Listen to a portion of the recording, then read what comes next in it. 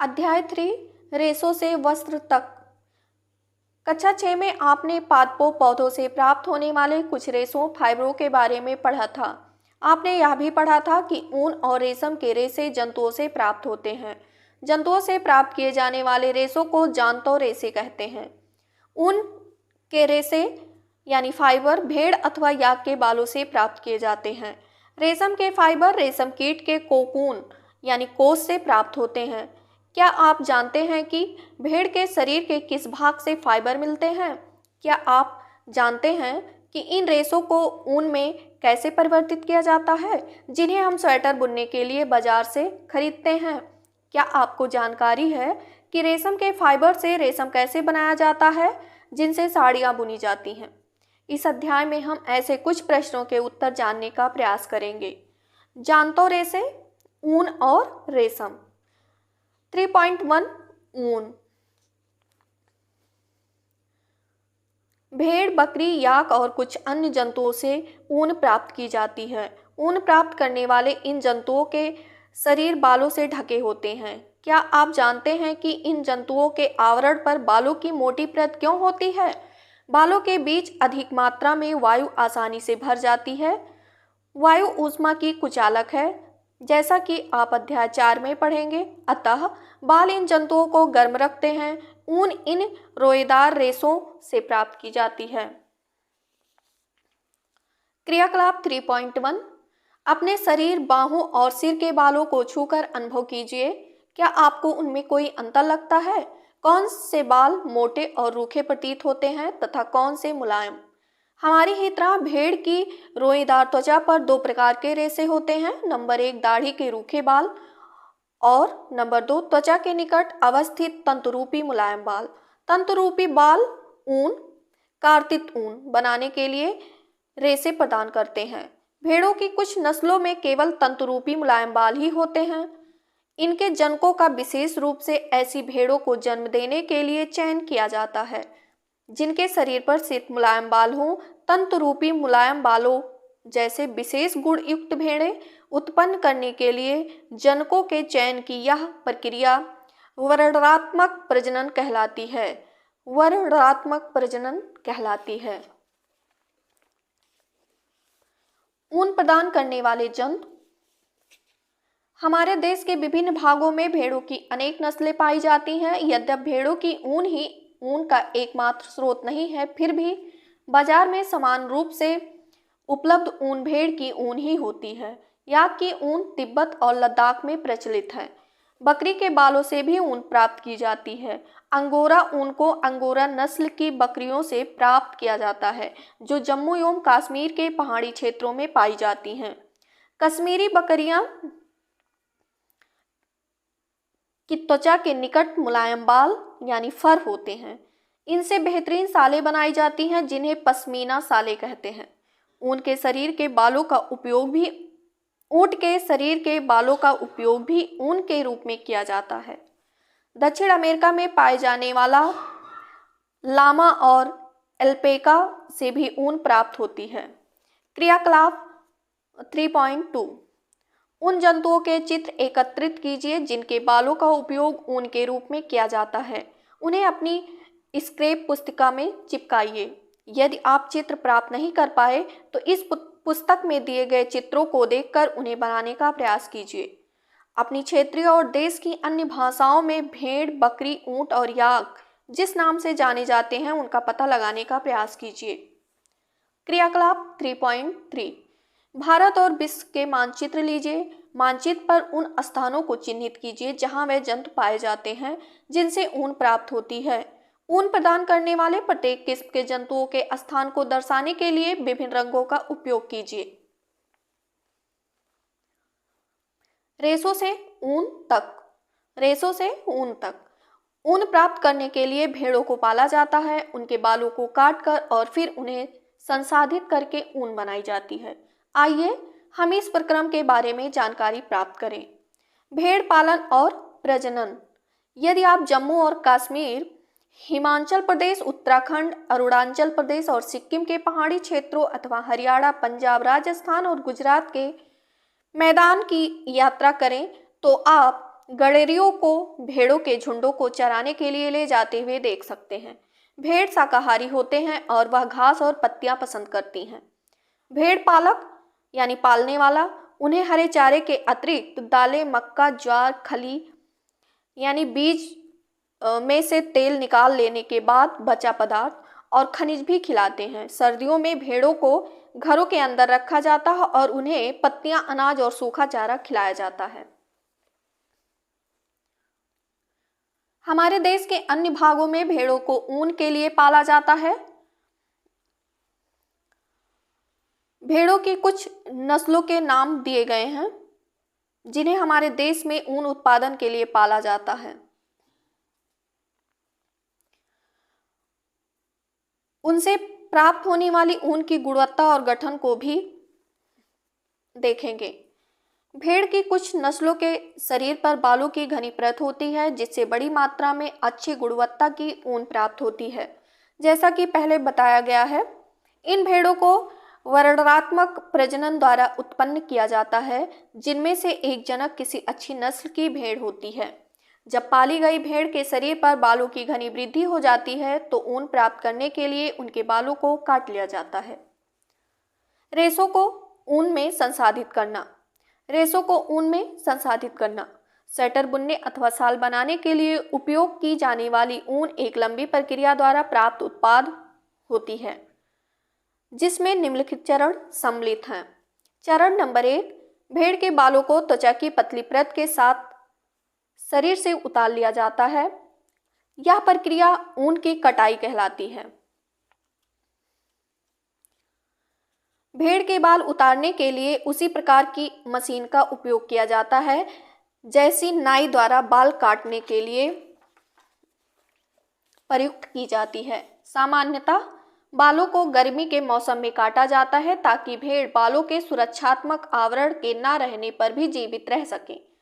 बाल ऊनी रेशे प्रदान करते हैं। इन्हीं ऊनी रेशों को संसाधित करके ऊन का धागा बनाया जाता है। ऊन उतारने के दौरान भेड़ को कोई विशेष कष्ट नहीं होता है जैसे कि आपको बाल काटने अथवा आपके पिताजी की दाढ़ी बनवाने में नहीं होता। क्या आप जानते हैं ऐसा क्यों होता है? त्वचा की सबसे ऊपरी वाली परत अधिकांशतः मृत कोशिकाओं से बनी होती है तथा साथ ही भेड़ के बाल फिर से उगाते हैं जैसे आपके उगाते हैं।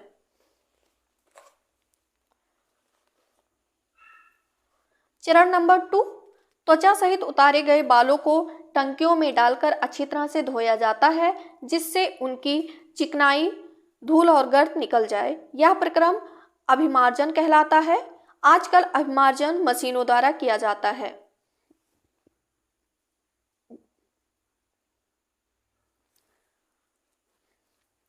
चरण नंबर 3, अभिमार्जन के बाद छटाई की जाती है। रोमिल अथवा रोएदार बालों को कारखानों में भेज दिया जाता है जहां विभिन्न गठन वाले बालों को छांटा या पृथक किया जाता है। चरण नंबर 4, अगले चरण में बालों को सुखाया जाता है परंतु इससे पहले बालों में से छोटे छोटे कोमल व फूले हुए रेशों को छांट लिया जाता है जो बर कहलाते हैं। ये वही बर होते हैं जो कभी कभी आपके स्वेटर पर एकत्रित हो जाते हैं। इसके पश्चात रेशों का पुनः अभिमार्जन करके उन्हें सुखा लिया जाता है। इस प्रकार प्राप्त उत्पाद ही धागों के रूप में काते जाने के लिए उपयुक्त ऊन होती हैं। चरण नंबर 5, रेशों की विभिन्न रंगों में रंगाई की जाती है क्योंकि भेड़ अथवा बकरी की सामान्य ऊन काली, भूरी अथवा सफेद होती है। चरण नंबर 6, अंतिम चरण को रीलिंग कहते हैं।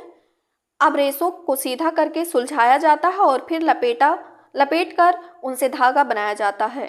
लंबे रेशों को काटकर स्वेटरों की ऊन के रूप में और अपेक्षाकृत छोटे रेशों को काटकर ऊनी वस्त्र बुनने के उपयोग किया जाता है।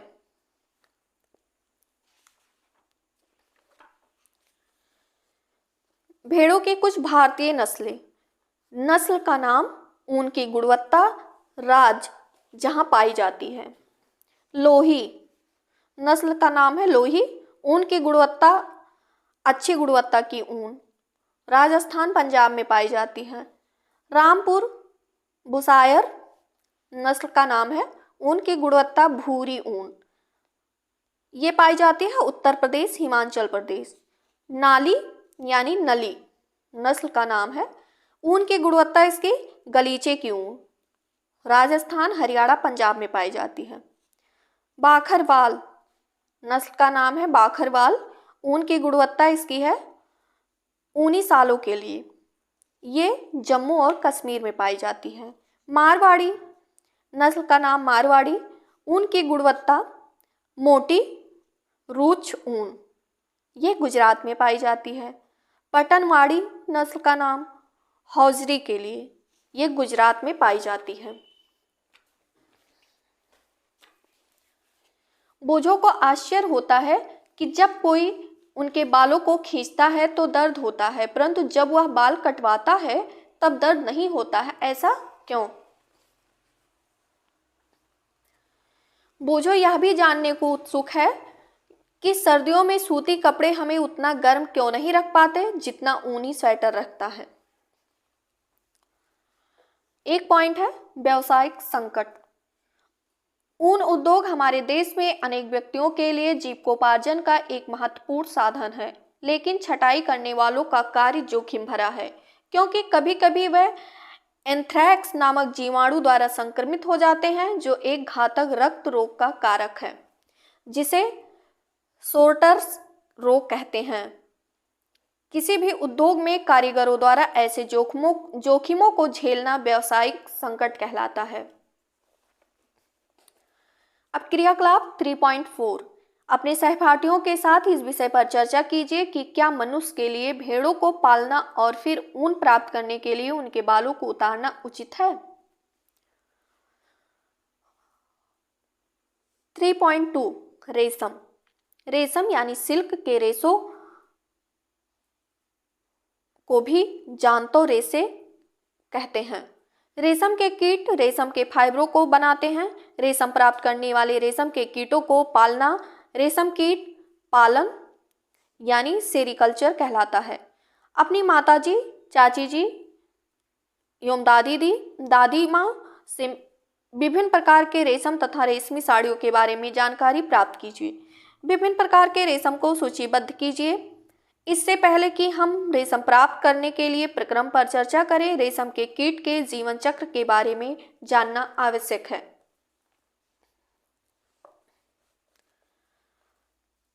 रेशम कीट का जीवन चक्र। मादा रेशम कीट अंडे देती हैं, जिनसे लार्वा निकलते हैं, जो कैटरपिलर यानी झिल्ली या रेशम कीट कहलाते हैं।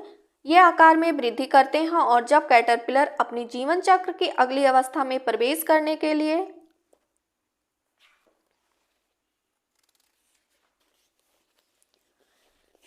तैयार होता है तो यह प्यूपा यानी कोशित कहलाता है, जो अपने इर्द गिर्द एक जाल बुन लेता है। यह जाल उसे अपने स्थान में बने रहने में सहायता करता है। फिर यह अंग्रेजी संख्या 8 के रूप में अपने सिर को एक सिर से दूसरे सिरे तक ले जाता है। सिर की इस गति के समय कैटरपिलर पतले तार के रूप में प्रोटीन से बना एक पदार्थ स्रावित करता है, जो कठोर होकर सूख कर रेशम का रेशा बन जाता है। जल्दी ही कैटरपिलर स्वयं को पूरी तरह से रेशम के रेशों से ढक लेता है और प्यूपा बन जाता है। यह आवरण कोकून कहलाता है। कीट का इसके आगे का विकास कोकून के भीतर होता है। रेशम के रेशों का उपयोग रेशम के वस्त्र बुनने के लिए किया जाता है। क्या आप कल्पना कर सकते हैं कि रेशम का मृदु रेशा यानी सूत स्टील के तार जितना मजबूत होता है? रेशम का धागा रेशम कीट के कोकून से प्राप्त रेशों से तैयार किया जाता है। रेशम कीट अनेक किस्म के होते हैं, जो एक दूसरे से काफी अलग दिखाई देते हैं, और उनसे प्राप्त होने वाला रेशम का धागा गठन अर्थात रुक्षता, चिकनाहट, चमक आदि में भिन्न होता है। अतः टसर रेशम, मूंगा रेशम, कोसा रेशम तथा अन्य प्रकार के रेशम विभिन्न किस्म के रेशम कीटों द्वारा काते गए कोकूनों से प्राप्त किए जाते हैं। सबसे सामान्य रेशम कीट सहतूत रेशम कीट है। इस कीट के कोकून से प्राप्त होने वाला रेशम फाइबर मृदु, चमकदार और लचीला होता है तथा इसे सुंदर रंगों में रंगा जा सकता है। रेशम कीट पालन अथवा रेशम कीटों का संवर्धन भारत का बहुत प्राचीन व्यवसाय है। भारत व्यावसायिक स्तर पर बहुत अधिक रेशम का उत्पादन करता है। मुख्य पॉइंट 1 है, भारत में रेशम उत्पादन से संबद्ध विभिन्न प्रकार के उद्योगों में महिलाओं की भूमिका महत्वपूर्ण है। रेशम कीट के पालन, कोकूनों में से रेशम को निकालने और कच्चे रेशम से वस्त्र निर्माण आदि कार्य अधिकांशतया महिलाओं द्वारा ही किए जाते हैं। अपने उद्यम द्वारा वे राष्ट्र की अर्थव्यवस्था में योगदान देती हैं। रेशम उत्पादन में चीन विश्व में पहले स्थान पर है। भारत भी प्रमुख रेशम उत्पादक देशों में गिना जाता है।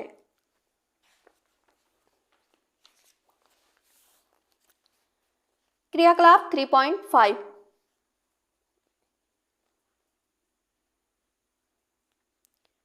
विभिन्न प्रकार के रेशमी वस्त्रों के टुकड़े एकत्रित कीजिए और उन्हें अपनी स्क्रैप पुस्तिका में चिपकाइए। आपको ये दर्जी की दुकानों में व्यर्थ कतरनों की ढेरी में मिल सकते हैं। अपनी माताजी, चाची जी अथवा शिक्षिका की सहायता से विभिन्न किस्म के रेशम जैसे शहतूत रेशम, टसर रेशम, एरी रेशम, मूंगा रेशम आदि की पहचान कीजिए। रेशम के इन टुकड़ों के गठन तथा बुनावट की तुलना कृत्रिम रेशम के टुकड़ों से कीजिए जो संश्लेषित रेशों से निर्मित होते हैं। उन रेशम के कीटों के चित्र एकत्रित करने का प्रयास कीजिए जिनके कैटरपिलर विभिन्न प्रकार के रेशम प्रदान करते हैं। क्रियाकलाप 3.6 किसी कृत्रिम यानी संश्लेषित रेशम और शुद्ध रेशम का एक एक धागा लीजिए। इन धागों को सावधानी से जलाइए। क्या आपको उनके जलते समय उत्पन्न गंध में कोई अंतर महसूस हुआ? आप सावधानी से ऊन के एक धागे को जलाइए। इसके जलने की गंध कृत्रिम रेशम के जलने जैसी ही है अथवा शुद्ध रेशम जैसी। क्या आप बता सकते हैं कि ऐसा क्यों? यह जानने के लिए कि रेशम कीट के जीवन चक्र में कोकून अवस्था कब आती है, क्रियाकलाप 3.7 करने का प्रयास कीजिए। क्रियाकलाप 3.7 रेशम कीट के जीवन चक्र की विभिन्न अवस्थाओं के चित्र काट लीजिए और प्रत्येक को गत्ते अथवा चार्ट पेपर पर अलग अलग चिपकाइए। अब इन चित्रों को आपस में मिला लीजिए। अब चित्रों को जीवन चक्र की अवस्था के सही क्रम में लगाने का प्रयास कीजिए। जो कोई भी सबसे जल्दी ऐसा कर लेगा वह विजेता होगा। आप अपने शब्दों में रेशम कीट के जीवन चक्र का वर्णन भी कर सकते हैं। इसे अपनी स्क्रैप पुस्तिका में लिखिए। कोकून से रेशम तक। रेशम प्राप्त करने के लिए रेशम कीटों को पाला जाता है और उनके कोकूनों को एकत्रित करके रेशम के फाइबर प्राप्त किए जाते हैं। रेशम कीट पालन। कोई मादा रेशम कीट एक बार में सैकड़ों अंडे देती है। अंडों को सावधानी से कपड़े की पट्टियों अथवा कागज पर संग्रहित करके रेशम कीट पालकों को बेचा जाता है। ये पालक या किसान अंडों को स्वास्थ्यकर स्थितियों, उचित ताप एवं आर्द्रता की अनुकूल स्थितियों में रखते हैं। अंडों को उपयुक्त ताप तक गर्म रखा जाता है जिससे अंडों में से लार्वा निकल आए। अंडों को उपयुक्त ताप तक गर्म रखा जाता है जिससे अंडों में से लार्वा निकल आए। यह तब किया जाता है जब शहतूत के वृक्षों पर नई पत्तियां आती हैं। लार्वा, जो कैटरपिलर अथवा रेशम कीट कहलाते हैं, दिन रात खाते रहते हैं और अमाप साइज में काफी बड़े हो जाते हैं। लार्वा को शहतूत की ताजी कटी पत्तियों के साथ बांस की स्वच्छ ट्रे में रखा जाता है। 25 से 30 दिनों तक कैटरपिलर खाना बंद कर देते हैं और कोकून बनने के लिए वे बांस के बने छोटे छोटे कच्छों में चले जाते हैं। इसके लिए ट्रे में छोटी रैक या टहनियां रख दी जाती हैं जिससे कोकून जुड़ जाते हैं। कैटरपिलर अथवा रेशम कीट कोकून बनाते हैं जिसके भीतर प्यूपा विकसित होता है। रेशम का संसाधन। रेशम फाइबर प्राप्त करने के लिए कोकूनों की बड़ी ढेरी का उपयोग किया जाता है। वयस्क कीट में विकसित होने से पहले ही कोकूनों को धूप में रखा जाता है अथवा पानी में उबाला जाता है या भाप में रखा जाता है। इस प्रक्रम में रेशम के फाइबर पृथक हो जाते हैं। रेशम के रूप में उपयोग के लिए कोकून में से रेशे निकालने के पश्चात उनसे धागे बनाने की प्रक्रिया रेशम की रीलिंग कहलाती है। रीलिंग विशेष मशीनों में की जाती है जो कोकून में से फाइबर या रेशों को निकालती है। फिर रेशम के फाइबरों की कताई की जाती है जिससे रेशम के धागे प्राप्त हो जाएं। बुनकरों द्वारा रेशम के इन्हीं धागों से वस्त्र बुने जाते हैं। पहली जानना चाहती है कि क्या कपास के धागे और रेशम के धागे की कताई और बुनाई एक ही प्रकार से की जाती है। इंपॉर्टेंट पॉइंट है रेशम की खोज। रेशम की खोज का यथार्थ समय संभवतः अज्ञात है। एक प्राचीन चीनी किंवदंती के अनुसार सम्राट हुआंग टी ने साम्राज्ञी सी लुंगची से अपने बगीचे में उगने वाले सहतूत के वृक्षों की पत्तियों के क्षतिग्रस्त होने का कारण पता लगाने के लिए कहा था।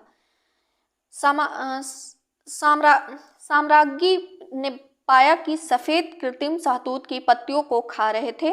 उन्होंने यह भी देखा कि क्रीम अपने इर्द गिर्द चमकदार कोकून बुन लेते थे। संयोग से एक कोकून उनके चाय के प्याले में गिर गया और कोकून में से नाजुक धागों का गुच्छा पृथक हो गया। रेशम उद्योग चीन में आरंभ हुआ और सैकड़ों वर्षों तक इसे कड़ी पहरेदारी में गुप्त रखा गया। बाद में यात्रियों और व्यापारियों ने रेशम को अन्य देशों में प्रचलित किया। जिस मार्ग से उन्होंने यात्रा की थी उसे आज भी सिल्क रूट कहते हैं।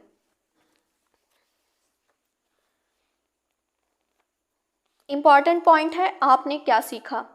पॉइंट नंबर 1, रेशम कीटों से रेशम तथा भेड़, बकरी, योमयाक से ऊन प्राप्त की जाती है, अतः रेशम और ऊन जानतो रेशे हैं। पॉइंट नंबर 2, ऊंट, लामा और एल्पेका के बालों को भी ऊन प्राप्त करने के लिए संसाधित किया जाता है। पॉइंट नंबर 3, भारत में अधिकतर भेड़ों को ऊन प्राप्त करने के लिए पाला जाता है। पॉइंट नंबर 4, भेड़ के शरीर से बालों को उतारकर पहले अभिमार्जन व छटाई की जाती है और फिर सुखाने के बाद उन्हें काटकर उनसे ऊन प्राप्त की जाती है। पॉइंट नंबर 5, अपने जीवन चक्र में रेशम कीट रेशम के रेशों की कताई करके कोकून बनाते हैं। पॉइंट नंबर 6, रेशम फाइबर प्रोटीन से बने होते हैं। पॉइंट नंबर 7, कोकूनों से रेशम के रेशों को पृथक करके उनका संसाधन किया जाता है और फिर रेशम का धागा बनाया जाता है। इस प्रक्रम को रीलिंग कहते हैं। पॉइंट नंबर 8 है, बुनकर रेशम के धागों से रेशम के वस्त्र बुनते हैं।